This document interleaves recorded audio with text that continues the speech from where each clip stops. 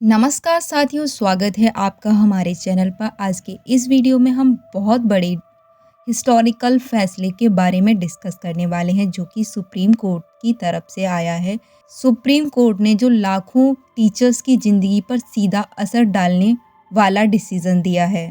तो चलिए जानते हैं इस आर्टिकल को। जैसे कि आप देख ही सकते हैं, सुप्रीम कोर्ट ने अपने लेटेस्ट जजमेंट में एकदम क्लियर कर दिया है कि सर्विस में बने रहने के लिए या प्रमोशन पाने के लिए सभी टीचर्स को टीचर एलिजिबिलिटी टेस्ट यानी कि टैट पास करना कंपलसरी होगा। अब दिक्कत उन लोगों के लिए है जिनकी सर्विस अभी 5 साल से ज़्यादा बची हुई है। इन्हें सुप्रीम कोर्ट की साइड से 2 साल का टाइम दिया गया है, वो टैट पास करें। और अगर 2 साल के अंदर टैट क्वालिफाई नहीं किया तो सीधा रेजिग्नेशन देना होगा या फिर फोर्स्ड रिटायरमेंट लेनी होगी। लेकिन जो टीचर आज की डेट तक अपने रिटायरमेंट से सिर्फ 5 या उससे कम दूर हैं, उनको थोड़ी रिलीफ दी गई है। उन्हें टैट पास करने की ज़रूरत नहीं होगी, लेकिन ध्यान रहे इन्हें प्रमोशन भी नहीं मिलेगा। अगर क्लैरिफिकेशन पॉइंट्स की बात करें तो सुप्रीम कोर्ट ने कहा है कि हम ग्राउंड रियलिटी समझते हैं और इसीलिए टीचर्स को तुरंत हटा देना अनफेयर होता है। लेकिन क्वालिटी एजुकेशन के लिए टैट को मैंडेटरी बनाना ज़रूरी है। मतलब सिंपल है, अगर आपको अपनी नौकरी बचानी है और करियर ग्रोथ चाहिए तो टैट पास करना ही होगा। और अगर प्रमोशंस के बेनिफिट्स देखे जाएं तो एक और बड़ी बात है कि अगर आप टैट पास नहीं करते हैं तो प्रमोशन का ऑप्शन क्लोज हो जाएगा। हाँ, रिटायरमेंट के सारे बेनिफिट आपको मिलेंगे, लेकिन आप हायर पोस्ट तक नहीं जा पाएंगे।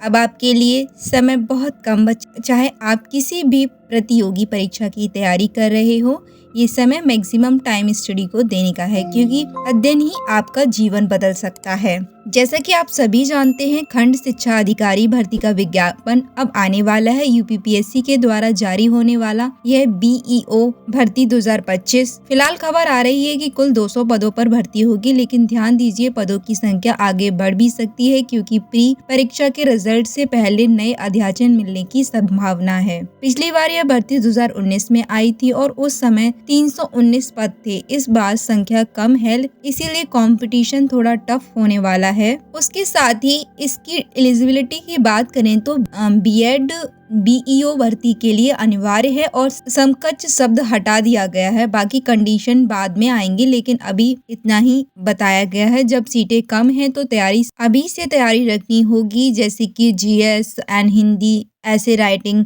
वगैरह पे काफी फोकस करना होगा। और मेंस में आपको पैराग्राफ, अनसीन पैसेज, हिंदी से अंग्रेजी और अंग्रेजी से हिंदी ट्रांसलेट, पत्र लेखन, व्याकरण और 2 ऐसे जो प्रत्येक में 700 शब्द लिखने होंगे। एनजीएस में भी डिस्क्रिप्टिव होगा और प्री एग्जाम पैटर्न एक ही पेपर होगा जिसमें 300 अंक होंगे, 120 प्रश्न और 2 घंटे का होगा। अगर सिलेबस की बात करें तो सामान्य विज्ञान, भारत का इतिहास, राष्ट्रीय आंदोलन, पॉलिटी, अर्थव्यवस्था, भारतीय कृषि, व्यापार, जनसंख्या, पारिस्थितिकी, नगरीकरण, विश्व भूगोल, भारत का भूगोल, करंट अफेयर, तार्किक क्षमता और रीजनिंग और यूपीजी के भी एंड हाई स्कूल लेवल का मैथ्स भी रहने वाला है, जिसमें अंक गणित, बीजगणित और रेखा गणित होगा। जीएस पेपर देखा जाए तो सेक्शन ए में 10 क्वेश्चन होंगे एंड 125 शब्द होंगे, जिसमें लिखने के लिए 10 अंक का प्रत्येक क्वेश्चन होगा।